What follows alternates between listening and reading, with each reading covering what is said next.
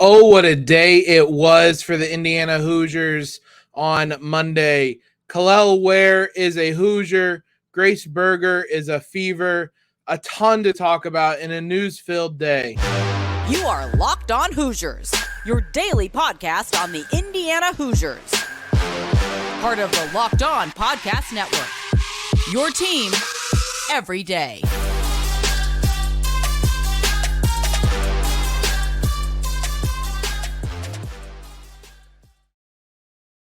What is up, everybody? Welcome into this Tuesday episode of Locked On Hoosiers, your one and only daily one-stop shop for everything IU athletics. I'm your host, as always, Jacob. I want to thank you guys for making us your first listen every single day, as well as your first watch. Subscribe on YouTube if you haven't already. We're trying to get to 1,000 subscribers before the summer comes up, so help us along that way. We're under 100 subscribers away. It's been a crazy spring. Let's keep that momentum rolling. And speaking of keeping the momentum rolling, oh my, the Hoosiers got a huge win on Monday when it comes to the transfer portal. The news that I think a lot of people expected, but it came a day early. We said on yesterday's episode he wasn't reportedly going to make his decision until Tuesday, but Monday evening, Kel'el Ware committed to Indiana University. Not necessarily a surprise. He only took one official visit, and it was to Indiana. By all accounts, everything went well there, and literally by the fact that he committed to Indiana, things obviously went pretty good there. What an enormous recruiting win for Mike Woodson. Recruiting nowadays in the modern college basketball is not just about recruiting high schoolers, but it's recruiting the transfer portal as well. We can harp on it. We can go back to it. The big question about Mike Woodson is, was he going to be able to recruit? He had kind of the X's and O's makeup of being a head coach. He was one in the NBA. Could he recruit at the college level? Man, he is crushing it. Absolutely crushing it. This is the latest win, one of the bigger wins he's had. Look, last year, Kel'el Ware was a top 10 recruit in the class of 2022.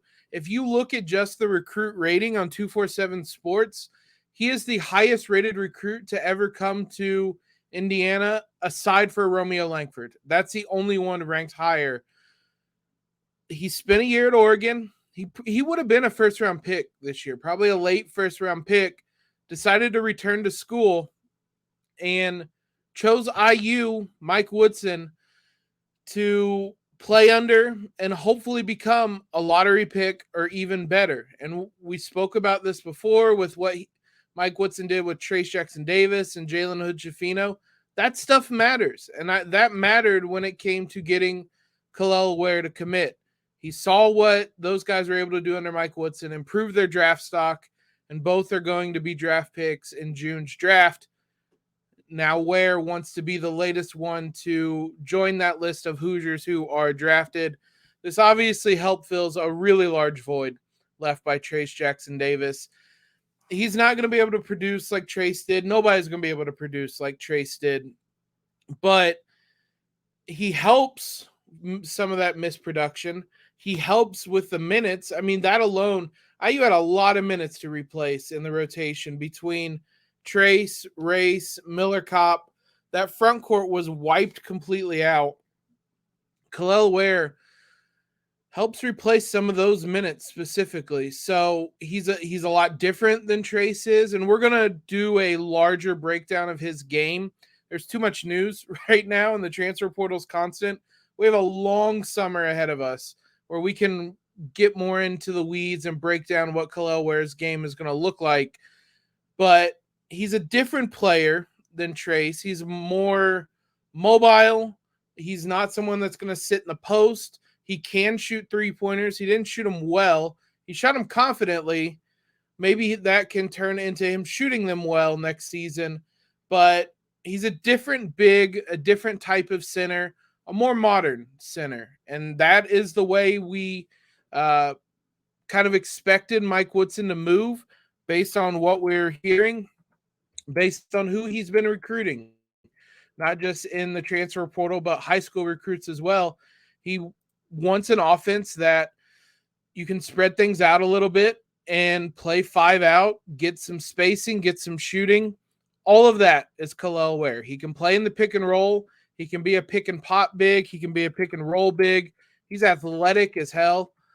He can get above the rim. He has a long frame that allows him to throw down some highlight dunks just watching his highlight reel.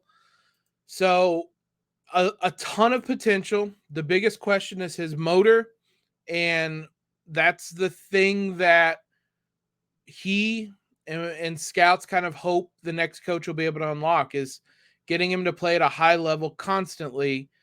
Mike Woodson's going to demand that, and he'll have to do it on both ends of the court, but he has so much potential. If this goes right, we're talking about a top 10, maybe top 5 draft pick next season. That's a big if. There's a lot of things he has to improve upon, but just tons of potential. This, if we take a look at the scholarship situation, this helps the Hoosiers in the front court, and they still have more moves that they can make. Get the scholarships pulled up here. They have 3 more scholarships.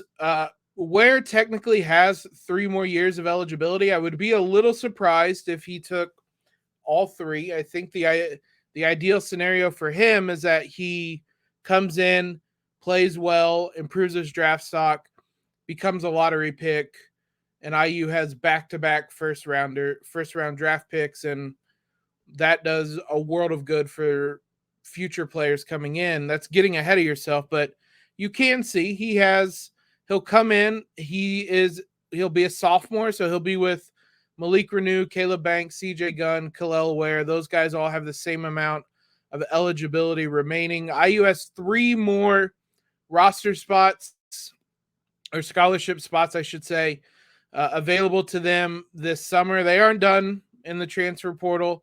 They're still recruiting.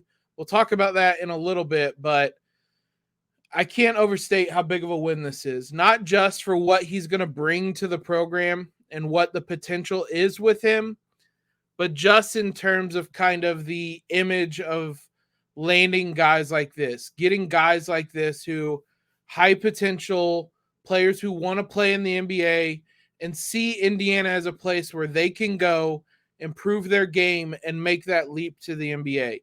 That is huge. That wasn't something that was there when Archie was there.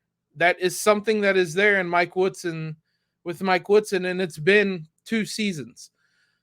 This is a test in that regard, and if IU can turn Ware around, unlock that potential, get him playing at a high level and sending him off to be a first-round draft pick, sky's the limit at that point. I think we're really going to see things change for this Hoosiers program, but a lot of reasons why this is a really important pickup for the Hoosiers. You can kind of start to piece together what a starting lineup would look like. Xavier Johnson, assuming he gets the medical waiver. Trey Galloway. You still have a hole in that either third guard or a small forward position, but Malik Renew and Kel'el Ware can play together. Ware can play on the perimeter. I could see them starting both of those guys. I would imagine that's what they will do, starting both of those guys. So you have one hole there, but you get guys like CJ Gunn, Caleb Banks, who can fill in some of those holes. Peyton Sparks can still come in as an energy big. Kel'el Ware, I think, can play with Sparks and with Renew, which is also super helpful as well. It allows you to get more of your best players on the floor. So it's not like you brought in, that's kind of one of the differences of maybe bringing in a Caden Shedrick, is you can't play Shedrick and Sparks together. I don't know that you could have played Shedrick and Renew together. You can mix and match combinations of Ware, Renew, and Sparks and still be effective. So we'll talk more about it. We'll talk more about Ware's game in the coming weeks and months, but again, you can't overstate how big of a win this was for the Hoosiers on Monday. Speaking of big wins, Grace Berger is an Indiana Fever. IU had its first ever first-round draft pick for the women's program. We'll tell you all you need to know about that one here in one moment. First, guys, let's talk about FanDuel. Grand slams, no hitters, and double plays are back, and there's no better place to get in on the MLB action than FanDuel, America's #1 sports book. That's because right now new customers can step up to the plate with a no-sweat first bet up to $1,000. Just go to FanDuel.com/lockedon, sign up, place your first bet, and get up to $1,000 back in bonus bets if you don't win. Don't miss your chance to get a no-sweat first bet right now, up to $1,000 when you join FanDuel today. Just go to FanDuel.com/lockedon to sign up. FanDuel, official partner of Major League Baseball. Another shout out to you guys making us your first listen. Again, if you didn't already, go subscribe over at YouTube. I've been trying to add more of a video component to this to get you guys to head to YouTube to watch this podcast. Just have it on in the background. When I pull up the scholarships, you can take a look. It makes it easier for you guys as well. Let's talk about Trayce Berger. We discussed the upcoming draft on Monday's episode. We talked about her as a prospect last week. When the rubber met the road, the Indiana Fever made her the #7 overall pick on Monday night. What a moment that was. The first Hoosier first-round pick in program history. Terry Morin was in attendance. If you guys did not see that, another video you absolutely have to go find. Trayce was announced. Terry Morin was in the background. They had all the prospects sitting at tables, the ones that they invited in front of the stage. Terry Morin was behind those and just started yelling and cheering in the background. You could hear somebody cheering on the broadcast, and it wasn't until afterwards that it was pointed out that it was Terry Morin screaming and cheering loudly in the background. What a cool moment. Trayce talked about it. She said, quote, "To be able to share this night with her, it was really special." Terry went out to New York for this moment, so it wasn't like it was nearby or anything. She took in this moment with Trayce. What a really, really cool moment overall. Lin Dunn, we talked about, the Fever GM. She was in attendance for a lot of IU games throughout the year, almost all of them, honestly. Like, she was a mainstay on the sideline. She coached Terry Morin, so that was the connection there. But the result was she's had an up-close and personal view of Trayce Berger, and she talked about that. She's referenced the Maryland and Iowa game specifically in Assembly Hall to see her, and just the competitiveness. She made it known in her press conference. She drafted Trayce Berger because she's a player that can play 3 positions and is a good player, not because she was an Indiana Hoosier. I think that distinction was important to make. This isn't some like charity pick. We talked, Trayce was mocked somewhere between 7 to 9, 7 to 10, somewhere around there. So this wasn't a reach or anything. This is a pick that the Fever believe is someone that can help them moving forward. She is the second player drafted by the Fever in the last 2 years. Now, Allie Patberg was one of the final picks of the 3rd round, and the Fever had like 47 draft picks in the draft, and Allie did not make it long. But Trayce is the #7 overall pick. You don't draft someone #7 overall and then cut them the first year. So Trayce certainly will be a part of the team. Aaliyah Boston was also drafted #1 overall. Not a shock. Taylor Mikesell from Ohio State. Some of you guys might remember her. She was drafted to the Fever as well. They have some Big Ten flavor coming into the Fever, but a lot of players that seem like they would be able to make an impact right away. She's going to have opportunities. You look back to our conversation with Mark Schindler, who we had on last, I believe, Thursday. You guys can go back and look at that. We talked about Jalen. We talked about Trayce. We talked about Trayce. And as he said then, he thought she was more of a wing, but somebody that could play multiple positions. The versatility is something that's going to get her playing time. She can run the pick and roll. She can defend at a high level. She can rebound. She can play make. She can score in the mid-range. Potential of scoring at the 3-point line. We'll see if that progresses, but that's something that head coach Christy Sides of the Fever said as well.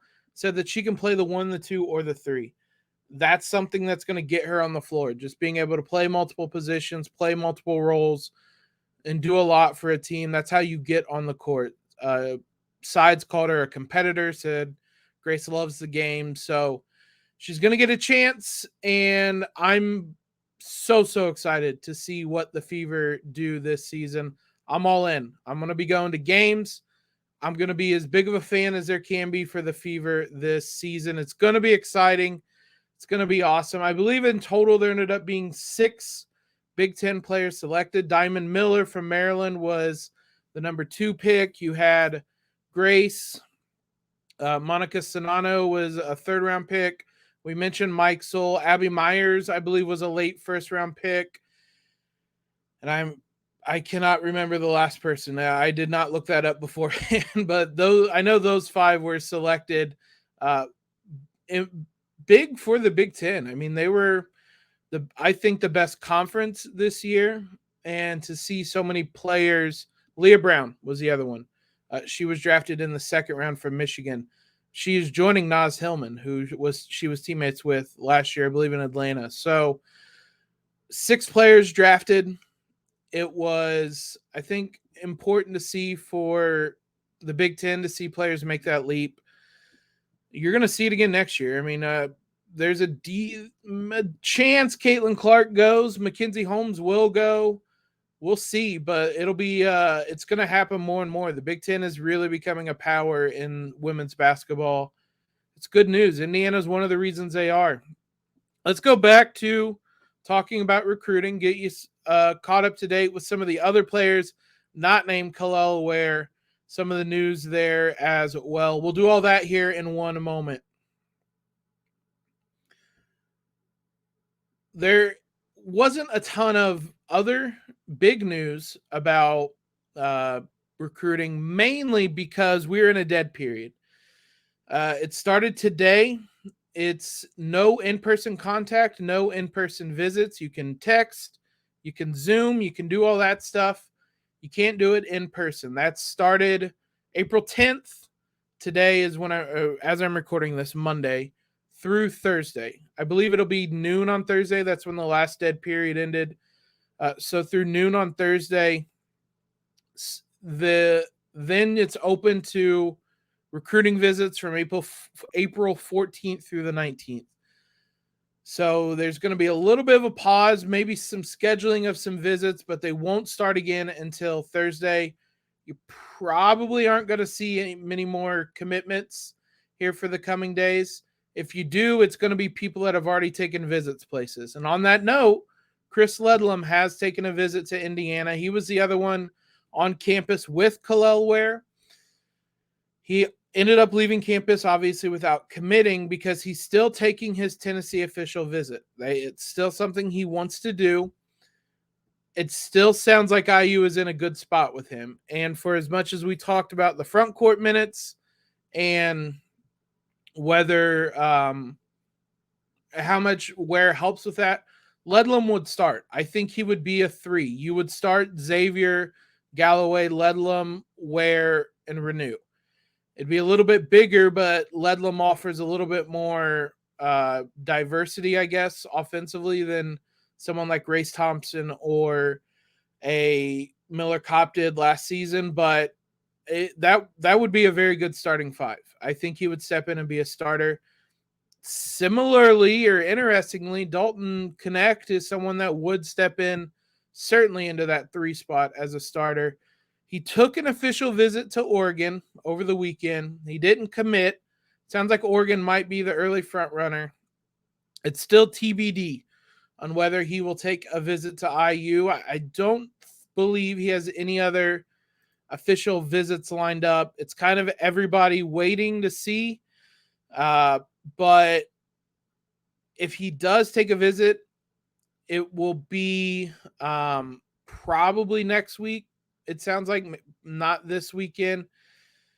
North Carolina is another school that is in the race for Connect. On that note, Nicholas Timberlake, a player that we talked about early in the transfer portal season madness, North Carolina is very much in on him. He's taken visits to Kansas, to UNC. He has one scheduled for UConn. There hasn't been much talk about IU. I would say IU's probably on the outside looking in, just simply based on the fact that there's nothing there. IU hasn't really been mentioned at all as his recruitment and his visits have gone on. So seems like they're out on him. Ledlam is the one they're probably heaviest in on. Then Connect, I'm sure that they would love to get on campus. After that, it might be, or it's quite a bit of a drop in terms of interest, mutual interest with Timberlake. Also of note, we obviously started yesterday's episode talking about Haley Van Lith. Louisville's head coach spoke, said he wasn't really surprised she entered the portal, said it was a chance for her to go closer to home. We talked about that yesterday. That was probably what I thought she was going to do. Home for her is Washington. So we talked about Washington being a possibility. Someone like Stanford is a really good school that I would love to have someone like Haley Van Lith on their roster in their starting lineup. So while I guess technically Bloomington is closer than Louisville to Washington, I don't think that is what they meant in that. Sounds like she'll be going to the West Coast. It was fun while it lasted. I still contend it was something to ponder and consider, but she hasn't said anything as I'm recording this. There's been no visits, no contact, no nothing. So we're basing it off of speculation and reading into a quote from the head coach, but that's all we have to go on. If IU gets involved, we will absolutely let you know. But again, it sounds like she's probably heading out west and back toward her hometown in Washington. Thanks again, guys, for making Locked On Hoosiers your first listen every single day. We'll be back tomorrow. There's probably going to be more transfer portal madness. If there's not, we'll talk about Kel'el Ware. We might try to get Locked On Oregon, Locked On Ducks on this week to talk about his game and what they saw at Oregon this season. Make sure you guys follow us on Twitter if you have not already at @LO_Hoosiers. Subscribe, leave a rating and review. Another reason to subscribe on YouTube, I didn't do an emergency podcast, mainly because we were in the middle of the WNBA draft, but I did upload a YouTube short. You got kind of an instant reaction. So if you guys really want to see the instant reaction to breaking news like that, be sure to subscribe to YouTube or our social media. Twitter. We're on Instagram as well. I don't push it as much. We are there. I upload the same videos to Instagram, the shorts and whatnot. So you can follow us over there as well. Big thanks to you guys for the continued support. Hope you all have a fantastic Tuesday. And as always, LEO.